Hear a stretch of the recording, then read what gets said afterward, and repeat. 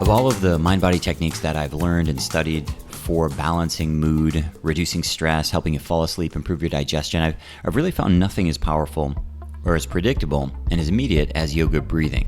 I've been on my soapbox about this for a few years, speaking and teaching internationally, so you've certainly been exposed to this before, but I always get the question, what books should I read? And there aren't really many great books on breathing. In fact, many of them are filled with hyperbole, misinformation, and many of them are just frankly outdated, or they're focused on some kind of extreme sport like freediving or breath holding or weird cold tolerance kind of stuff, which doesn't really apply to most people. There's a new book out, it's called Breath. Really excited to have the author James Nestor on the show. He's a journalist, and he really deep dove into the world of breathing and did some really interesting experiments that really I've never seen done before. If you're new here, it's the Lucas Rockwood Show. I am your host. I'm a yoga teacher, I'm a trainer, I'm a serial entrepreneur, I'm a father. But first and foremost, I'm a student and I like to learn things, so I go into the world of health and wellness, personal growth and development, and I try to find people doing interesting things. People who are smarter than me, I try to bring their work here on the show so that we can all live more fulfilled, more meaningful, and purposeful lives. Let's see how it goes. If you enjoy the show, the way to support me is to scroll down in whatever app you're listening on and give me a rating and review. If you'd like to share the show, that would be helpful as well. If you share the show on social media, tag me. It's at Lucas Rockwood. And at that same handle, at Lucas Rockwood, you can direct message me with questions that I'll answer on the show as well. Thanks for listening. Enjoy.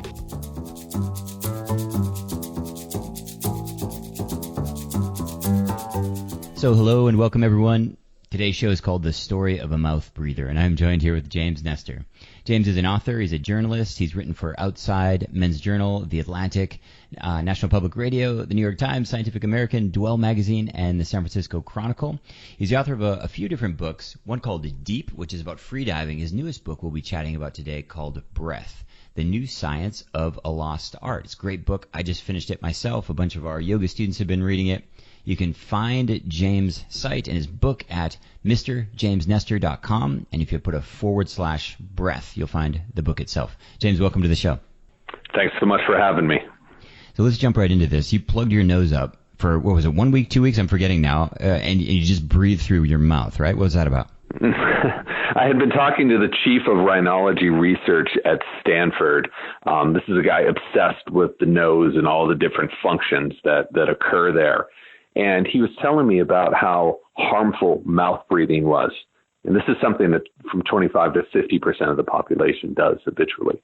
And I asked him, well, how harmful is it? And how soon does that damage come on? And he said, nobody knew because no one had tested it. And I said, well, why don't you test it? You're at Stanford. You have the means to do this.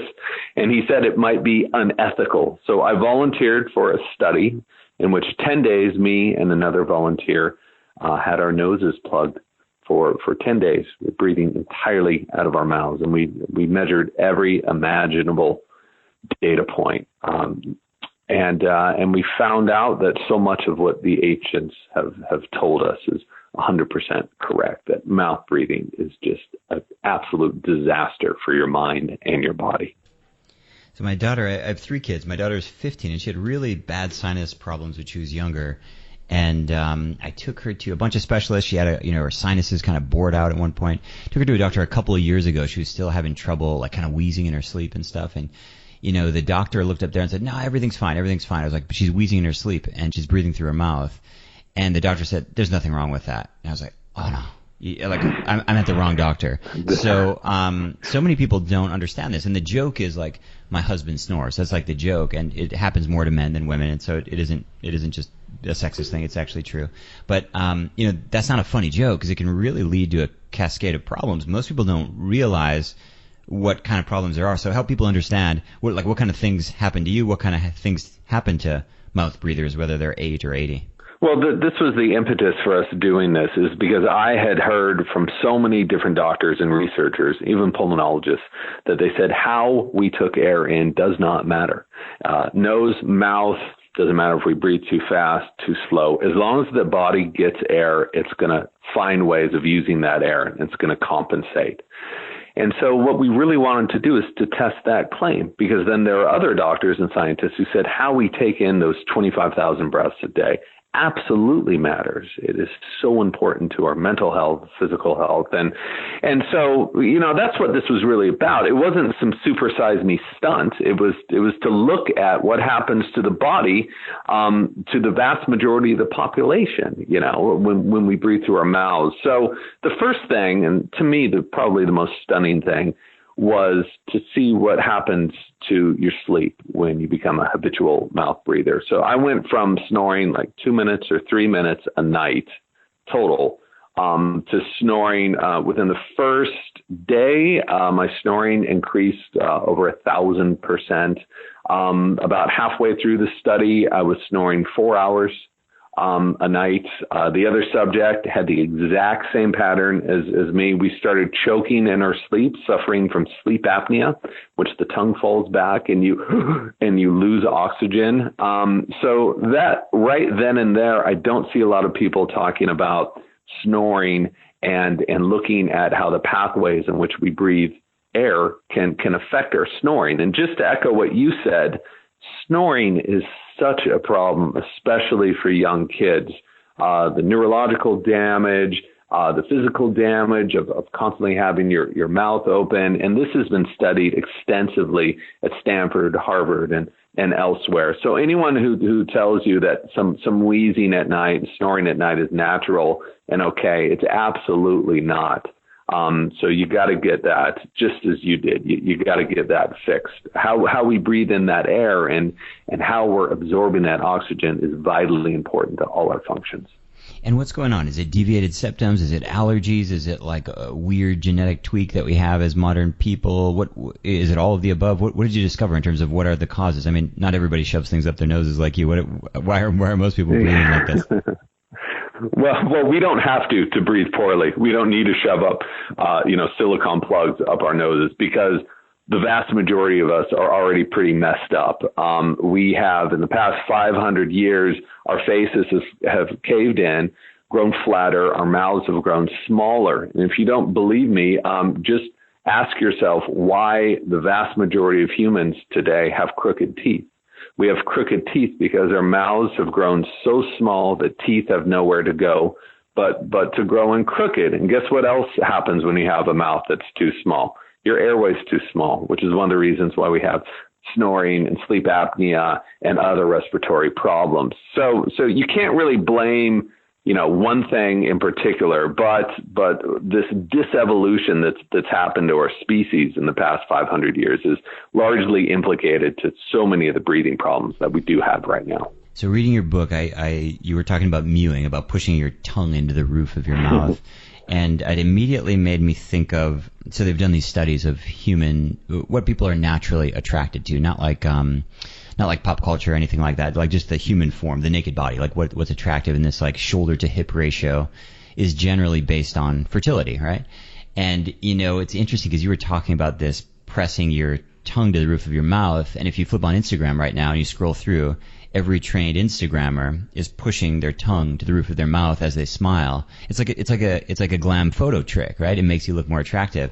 And I was like, I wonder if a broad jaw, like shoulder to hip ratio, I wonder if that's a primal trigger for beauty and for attractiveness and health, Yeah, and I know that this it's in a little sketchy area. I don't want to wade too deeply in there, but I will say from the scientists and researchers that I've talked to, they said what makes someone attractive. If you wonder, it's like, what is beauty? Beauty is function. So we have been programmed to be attracted to something that functions better than everything else. And we know that a face that is growing outward, that has a larger sinus cavity, that has a larger mouth to breathe, we're programmed to identify that as attractive because that's the proper function. Now, this is the exact type of face that I have because I've had braces and headgear and all that crap. But if you look at, they've looked at models and found like the vast majority of them have this forward growing face, right? This strong, very defined jawline and this forward growing face. And something like 90% of the rest of the population If you were to draw one straight line from your ear to your nose with another perpendicular line coming up, we're behind that line. So the majority of models people consider beautiful are in front of that line. What I thought was so interesting is if you take an ancient skull, it doesn't matter if the skull is 500 years old, 50,000 years old, 500,000 years old, its face is going to be in front of that line. And they've done this with hundreds of skulls, and 90% of us are now behind that line, which is to me fascinating. It's not so much the aesthetics that interests me, it's the function, how we've lost this ability to breathe easily just through all of this epigenetic change that's occurred in the last few centuries. So I got lucky, and I was born with straight teeth. I was born with I wouldn't say I have a large jaw, but my teeth all fit in my mouth. They're straight. I didn't have to wear braces. The only one of my siblings. And my kids are the opposite. I mean, both of them have these big palate spreaders in their mouth. And where I'm going with this is, you mentioned your headgear and this kind of thing. I guess, a lot of our listeners, they feel like they should live naturally and they should feel like they should avoid these interventions. But at some point, maybe you just need to get your palate spread and your sinuses bored out. And how do you think about this in terms of when is intervention the proper thing to get your health back? Yeah, that's a really good question. And I can't say because everyone's different. I will say that the idea that people feel like they need to get surgical interventions just because they have a deviated septum is wrong. And I say that because 75% of the population now has a deviated septum that's clearly visible to the naked eye. So what a lot of ENTs do is they take a scan of your head and they say, see, you've got a deviated septum. You need surgical interventions. But the vast majority of us do not need that. What we need to do is breathe properly and adopt healthy habits, and our bodies can heal themselves. With someone with a extremely small mouth who has very crooked teeth, I've found, at least in my experience talking to researchers and scientists, that instead of removing teeth and making that small mouth smaller with braces and headgear, it's a better idea to expand that mouth, because when you do that, when you create a larger playing field, teeth are going to grow in straight, but guess what else happens? You get a larger mouth, you get a larger airway. And there's been several studies showing that just by expanding the mouth, people have, improvements. They no longer have sleep apnea. They no longer snore because that's the way that they were supposed to be. So don't think of this as like some super cyber hybrid form of humanity. What you're doing is you're spreading your mouth to the way it was supposed to be before industrialization. Yeah. So you're returning yourself to your ancient form. So this is the part where I get a little tripped up and confused. So, I mean, there's this idea that we used to chew more. There's an idea that, suddenly we started cooking with fire and maybe that changed. But I don't know, some people blame grains. They say that, suddenly we started eating grains and then we started having mineral deficiencies. I don't know, this makes sense. It doesn't make sense. It sounds like a lot of people are arguing for acquired traits. I get really mixed up in it. How do you make sense of this idea that, we look at these fossil records, you got a big jaw and then now we have small jaws? There's different theories, but I don't know, for some reason none of them really land with me any more solidly than another. Oh, I think that this has been so well studied. Just look at the work of Dr. Robert Corcini. For 30, 40 years, he wrote 250 papers, several books on how masticatory stress affects the size of your mouth. They were even doing studies where they got pigs, right? And they fed them the same exact chow. One got soft chow with water and the other got hard chow. The ones given soft chow had smaller mouths and crooked teeth and all these problems. And you can also, he went and looked at populations where they were eating traditional foods, sometimes in the same family, traditional foods versus which were, usually very hard versus highly processed foods, and the same thing over and over and over. So if anyone thinks this, a lot of people say, well, why would we evolve to have crooked teeth? What about Darwinism, survival in the fittest? That is complete BS. Evolution means change, and animals can change for the better or for the worse. And if you look at the human body, especially the size of our mouths, there is no evolutionary advantage to having crooked teeth and to snore and to have sleep apnea and asthma. Zero. So no one, if you talk to anyone who really studies evolution, they know this. It is this concept of survival of the fittest is really not applicable to so much of what's happening in the human body right now. I guess, I always see people leaning into this Weston Price idea that, grains were the downfall. And I just never really checked out. But this idea that we just don't chew enough, that we're sucking on, I got a little boy, he's a year and change, and he's just drinking milk all the time. Like, he's not gnawing on weeds and, biting on sticks all day. That makes sense to me. That makes sense to me that we'd have to, chew on raw chunks of meat and this kind of thing. But the idea that, I don't know, this Weston Price stuff seems it never really checked out for me. I don't know. Well, so for instance, they've done several studies, and I have these all in the references for the book. It's free on my website. You can go there, check out the bibliography. It's open to anyone. But they've done studies like breastfeeding is chewing. So the amount of stress and coordination it takes to breastfeed pulls a face outward and opens an airway. And they've done these longitudinal studies where they've focused on kids who were bottle fed as infants or were breastfed for a couple years. And they found the incidence of sleep apnea and snoring are significantly decreased in those who are breastfed. So place breastfeeding into that chewing department. And it's only recently that we were feeding infants this really soft, mushy foods. They were weaned on slowly weaned up from breastfeeding to a hard diet. So there's not, Weston Price was solely concerned with vitamins, and that's where he was wrong. He was right that it was this food was causing airway problems and tooth problems, right about that, but he was not looking at chewing. So in my book, I say he was half right because vitamin D, like calcium, all that counts. But if you're not chewing, you're not going to get that growth you need.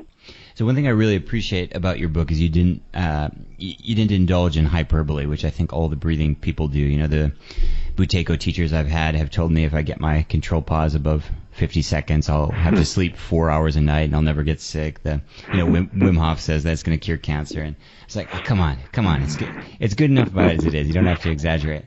But so I appreciate that, except one thing you dipped into, which I want to chat with you about, which is Tummo meditation. It seems like you believe it's real. I'm not sure this is real. You think this is legit? These monks heating up their body? Yeah, so my job as a journalist, I'm not here to take sides or to have a slant. I'm into, my job is to go in and be an objective reporter into these different fields, especially when you're writing about science, because you're going to get slammed down in a second if you do, and which is why everything needs to be set up. If you look at the studies of Herbert Benson in the 1980s, I mean, that is not a placebo effect. Placing a monk, so Herbert Benson was a Harvard researcher who went up to Dharamsala and gathered these monks after hearing these stories of how these guys were able to sit in the snow and melt a circle around themselves overnight and wake up and just be fine. So he gathered them, put sensors all over them and found that they were able to dry wet sheets on their backs in these cold rooms. They were able to heat up their, fingertips and their extremities by 17 degrees and to keep it there. So this is data, right? This is stuff that can be measured. We know that Wim Hof was able to fight off E. coli, and the other people that he taught how to do the Wim Hof method were able to fight off E. coli. Those experiments were done in a lab. It's not just someone saying, I feel warmer. But what so many people can't explain is why these monks can sit in the snow for 2 hours and not get hypothermia, and not get gangrene. So I think absolutely if these studies have been done in a lab and they've been measured by real researchers, that's data and that's real. I mean, Yeah, I mean, the challenge is like something like 40% of all papers, of all experiments can't be recreated. I mean, science at its best is still fatally flawed. And so I just get really worried about the mysticism of the East, especially as someone, that's my world, the yoga world. It's, really rational people will go, and I think my teacher can read my thoughts. It's like, come on, where did this come from? No. I feel like people slip into this pretty quickly. And, so even, I'm referencing published science all the time, but I still say, listen, just because this is published, it doesn't mean anything. Because, I mean, if we want to just even look at something like nutrition science, all the best thinking got us totally backwards. Like, not kind of off base, like completely ass backwards, So, so that's what. Anyway, I'm curious to dig into your research on that one, because I'm still kind of skeptical of this magic man who melts ice, and I don't know. I'm not sure. But how else do you explain? And I agree with you. Nutritional science, that's different, because that was 100% funded by wheat farmers and corn farmers. So we know that. But there's no reason for a researcher at Harvard to risk his career and to measure this. And you can see the videotapes of this. So how else do you explain someone able to sit and is surrounded by ice for 2 hours and not die and not have his core temperature go down? And we know that that's what happened with Hoff, and we know it's what happened with Maurice de Bar, and we know it's what happened with these other Tummo monks. So it wasn't just a one-off experiment. That's what I thought was so interesting, is they've been looking into this since the 80s, since 1980. That's when Herbert Benson went out there. So there's still so much we don't know about it, but we do know that certain breathing methods is very good for your immune system. It can have many benefits for people with autoimmune diseases to get them back on track. And that seems to be pretty well proven. So you wrote a book on freedivers years ago, and I'm guessing that kind of sparked an interest in breathing, because freedivers are manipulating breath in pretty extreme ways as well. How did that set the stage for this book? Yeah, so a lot of friends of mine have given me crap because of that. They're like, "Oh, I get it. So you wrote one book about holding your breath, and now this one's about breathing," which I guess is actually partly true. So, but that book really opened up the possibilities of breathing to me. It wasn't just about freediving. It was looking at the human connection to the ocean from the very top of the surface to the very bottom of the sea. So it's looking at echolocation and other things. There was a lot of freediving in it, because I found that it was the most fascinating thing that these people, these short people, tall people, large people, small people, whatever, they had through just their will, they had increased their lung capacity, sometimes doubled it. And they had allowed themselves to hold their breath for 8, 9, 10 minutes at a time and dive down far past what any scientist thought possible, 300, 400, 500 feet. And I thought, wow, if we could do that, learning how to breathe could allow us to do this incredible thing. What are the other applications for breathing? So as I was writing that book, which was mostly focused on the ocean and the human body, I was collecting this other research. And when that book was done, it felt like a natural transition to look at all the other benefits and wonders and weirdness of breathing here on the terrestrial plane. What do you think of that freediving community now? In the past, in the years since that book's published, it's just become more and more popular. And as things go, especially with a self-publishing medium like Instagram and YouTube and things like that, people are really pushing limits, and people die a lot. I mean, how do you feel about, as someone who covered it, and what do you think about it just in general? Yeah, and what I found from the get-go was I was sent out there by Outside Magazine to write about a competition, and watching these people make their dives was one of the most glorious, beautiful things. It just looked like they were floating off into some other world, which in many ways they were. The ocean, this mysterious entity. But so many of these people didn't make it. They would come up with blood on their face or dead for a couple minutes and be resuscitated. I thought, my God, why would you train yourself to do such an amazing thing and just use it for competition? And so I immediately, once I was there, luckily I met some much more meditative people who were just like, this freediving is bullshit. You need to see the real purposes and as an underwater yoga, as an underwater meditation where you are fully in command of your limits and you respect the power of the ocean. So it was those freedivers, not the competitive side, that I really went into in that book. And I still know these people, and I still freedive, and it doesn't have to be some daredevil thing. It can be done very responsible, just in the same way you wouldn't want to have a yoga competition. Right. Sure. See how far you can back bend. Bad idea. So approach freediving in the same way. And so you're freediving yourself. And what when you go down, like, is it a 3 minute? Is it a 4? Like, how do you, what is the range that you feel comfortable diving regularly?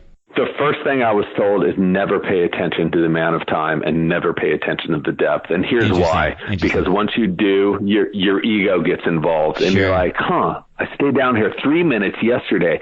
I'm going to stay down 3.5. That is you turn all that crap off. You turn off the left side brain, and you just focus on, how do I feel right now? Do I feel like I need to take a breath? If you feel like you need to take a breath, why on earth would you force yourself to go down deeper? You go up and get a breath. It's so similar to yoga in the same way. If you don't feel like doing something one day, don't do it. You're going to hurt yourself. And so it's that forced meditation and that being so connected with your body and so connected with the underwater environment that I find it's the most peaceful thing I've ever done in my life. And I, even if I'm going down 20 feet, and even if I'm staying down 1 minute one day, or I'm going down 100 feet and staying down 3 minutes, it doesn't really matter. It's that depth and that competition doesn't matter. It's being completely subsumed by the ocean and being a part of the environment that I really get into. And from what I understand, it's these spearfishers that really get into trouble, right? Do you think it's because they're chasing the gold, they're chasing the fish? Like, I think the mortality rate is way, way higher with... Of course. Yeah. Of course they are. Yeah. And that's, so many people have told me, like, freediving, that's crazy. You're an idiot. How could you do that? But it's just how you approach anything. We as humans have been freediving. There's archaeological evidence that we've been freediving for 10,000 years, right? Sure. That this has been a part of how we came to be. And we have these mammalian dive switches inside of our bodies that allow us to dive very deep, just like seals, just like dolphins, just like whales. We have those too. So we're meant to do this, but we're not, in my opinion, not meant to do it competitively. It just, those two things together really sort of irk me. So I think people need to understand that when you hear freediving, this is not competition. In my mind, this is allowing yourself to experience something amazing and tuning into your body underwater. Yeah. I do a lot of work with breath, and the reason I got so interested is I started learning meditation before breathing. Go to these meditation centers, and you see people sort of quietly bug out. People have emotional breakdowns, people leave, people start screaming, all kinds of crazy stuff. And there's the whole downside of meditation that nobody ever talks about, and the person having a nervous breakdown, that's a small percentage, but just the straight up fail rate is so shockingly high. And what I mean by that is, let's say 98% of people who download the Headspace app, they never open the damn thing. You know what I mean?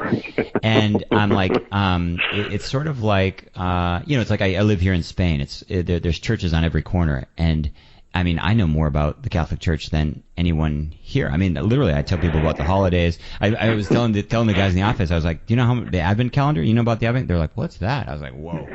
This is like a Catholic country. So it's like this with meditation. It's like, we like the church. We all get married in the church, but we don't know anything about it. It's like, we like meditation. We all have Calm and Headspace on our phone, but nobody's doing it. And when I started doing breathing, I was like, I like this because it's very predictable. And what I mean by that is I'll do 10 rounds of Nadi Shodhana, or I'll do 10 rounds of a relaxation breath. It's like, it's just very predictable. You can bank on it. It's like I just can't bank on meditation. It's not that I don't appreciate it. It's not that I've spent a bunch of time with it and I value it. The research is dubious, but the breathing thing, like, really, it's really predictable. It's really, it's like taking your nervous system and just, dropping it from automatic into manual, and suddenly you have the stick shift, and you can do some things. It's pretty interesting. Where I'm going with this is you've done way more in-depth, almost like gonzo journalism with breathing. Tell me about like what your big takeaways are. Like what are your when you look back at this body of work that you have now about breath, what are the things where you're just like, yeah, I'm really glad I learned that for me as a person?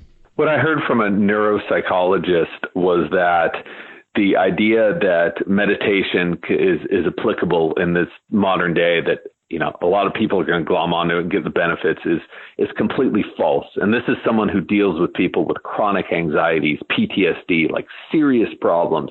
He said it's just not useful right now.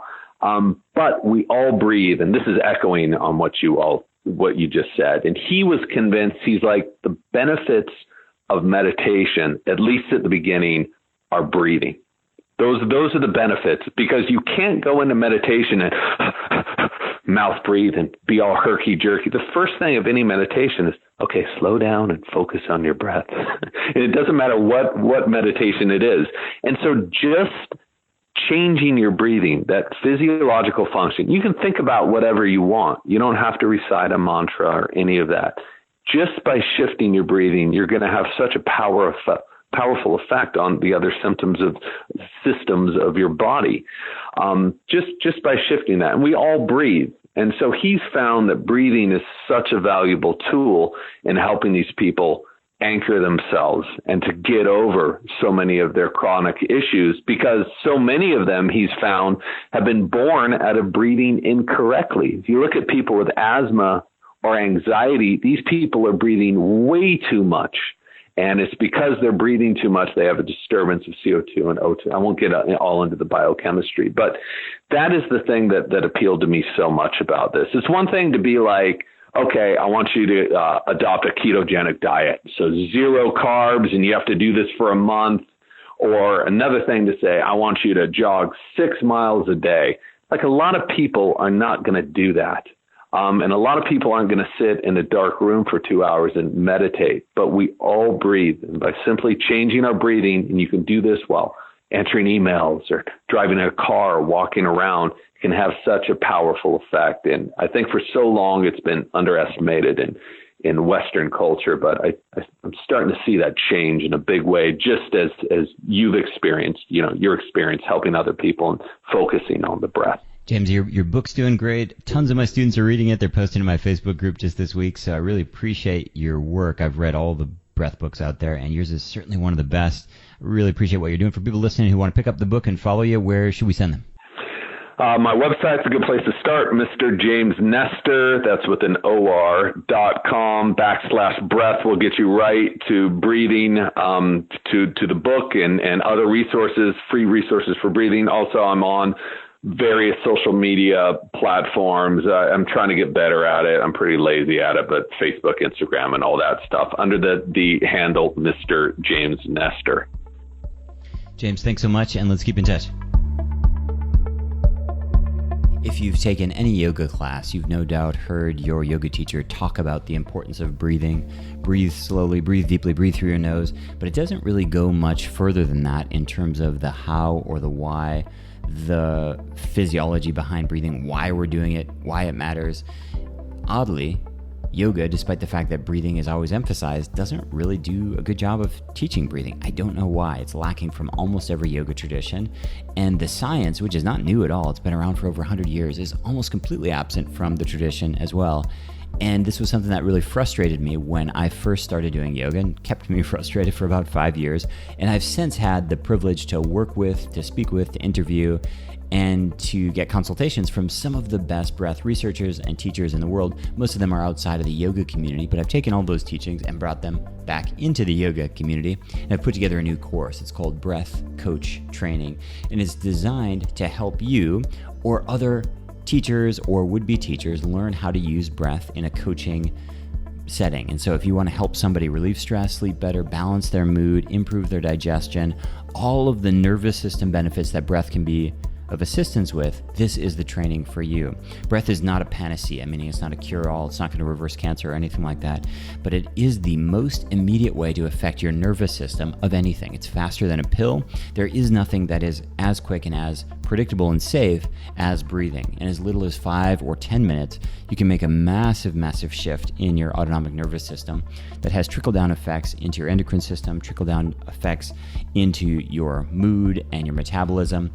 And it's very predictable, and it gets clients really, really excited. Who needs this? Well, anyone who has trouble sleeping, anyone who struggles with digestion, anyone who has up and down moods throughout the day, food cravings, for example, anyone who has overwhelming stress and anxiety. And I think I've pretty much encapsulated every single person on planet Earth right now. But the great thing about breathing is it's a lot more accessible than meditation.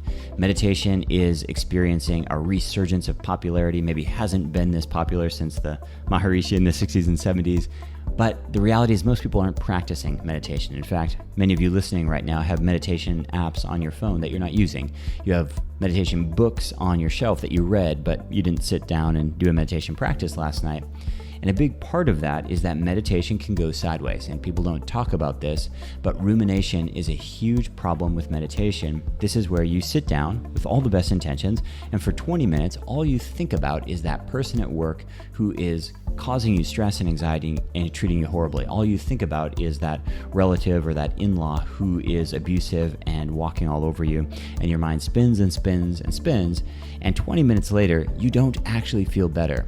Meditation is amazing. I've spent something like 43 days of my life in silence, sitting on my butt, doing nothing, and it's been transformative.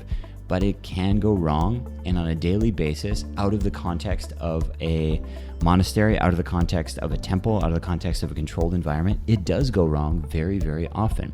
It's not dangerous, but it's not that productive. You can sometimes finish a meditation session feeling more rotten than when you went in, and this happens a lot. This is why people default to mantra. This is why people default to prayer. This is why some people just read a book, or why most people just flip on Netflix. Sitting silently with your own thoughts is sometimes spending 10 or 20 minutes with a special kind of evil friend who smashes your brain about. And breathing gives you something to do. It's an active form of meditation. It's a lot more accessible. Most importantly, the results are very, very predictable. I don't in any way want to discourage you from meditation, but nobody's having these open discussions about the way meditation, the real challenges of meditation, which is it doesn't always work, and the barrier to entry is huge. Breathing, the barrier to entry is pretty much zero. The results are almost guaranteed. There is a very, very predictable outcome, and the compliance is very high, meaning your ability to follow through is very, very good because it's not as scary as spending 10 or 20 minutes with your special evil friend, also known as your monkey mind. When you're spending time with your breath, you're literally spending 10 minutes with your own lungs, which is a lot less intimidating, and the outcome is a lot more predictable.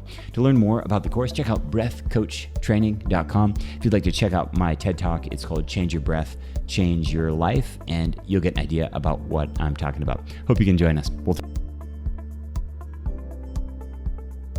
This week's nutritional tip is in response to a listener question from Billy on Instagram. And Billy says, Lucas, I've seen a photo of you with a protein shake, and I believe I heard you say on the podcast that you drink protein as well. My question is, what type of protein do you eat, and why don't you just get protein from food?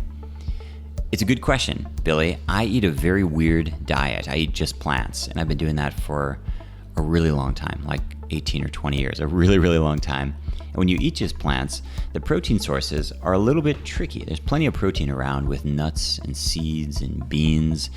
The challenge is that protein is often hidden with a bunch of carbs in the case of beans, and it's also hidden with a bunch of fat in the case of nuts and seeds.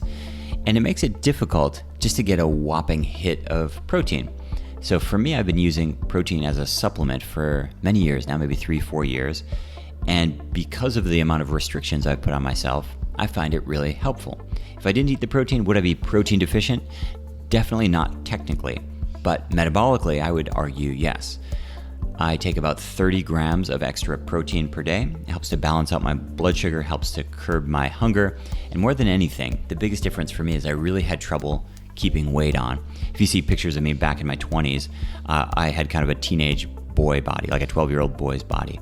I just couldn't keep on any lean muscle. I still don't have much. There's not that much on me now, but it really made a huge difference. I was able to put on maybe 10 or 12 pounds of muscle simply by adding some protein. Was I protein deficient? No, but I was definitely under eating protein, maybe eating 50, 60 grams a day.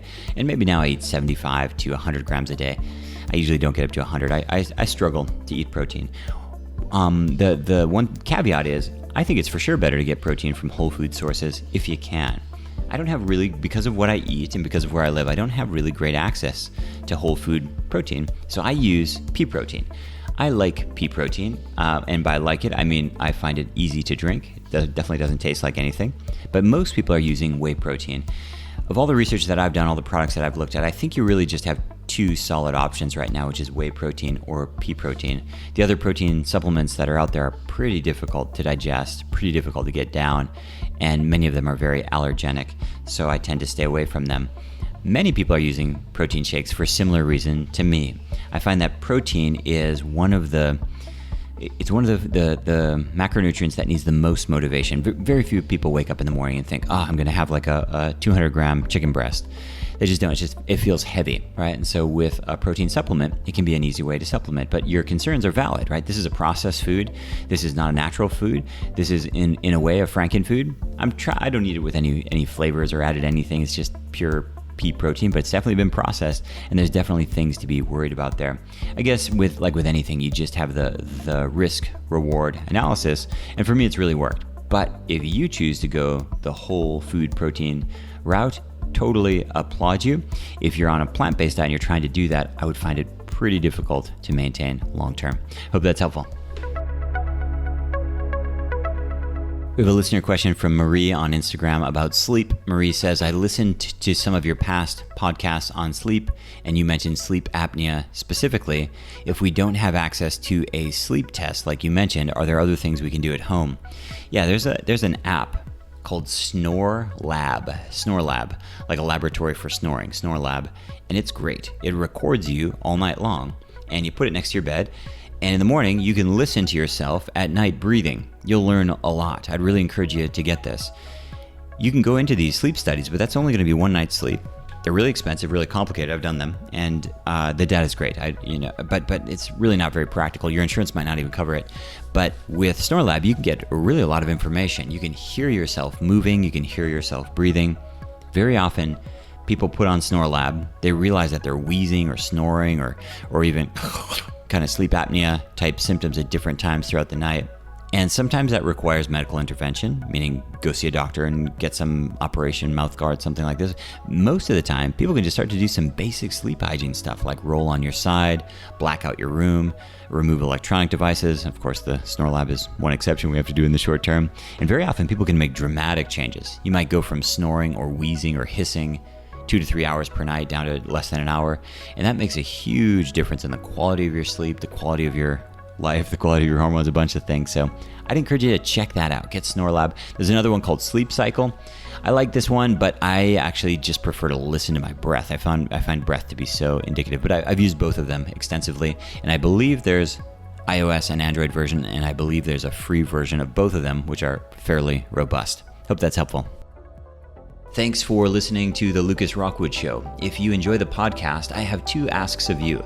Number 1, share the show on social media with your friends and tag me. My handle is @LucasRockwood. Number 2 is please leave a rating and review in whatever app you're listening on. And last but not least, before you go, if you'd like to be on my mailing list, every week I send out information about the podcast, behind-the-scenes stuff, announcements of online classes and special events. I email about once a week. You can do that at yogabody.com/sign me up. And right now we have a free breathing worksheet on that page as well. It's yogabody.com/sign me up. Thanks so much for listening, and we'll see you next week.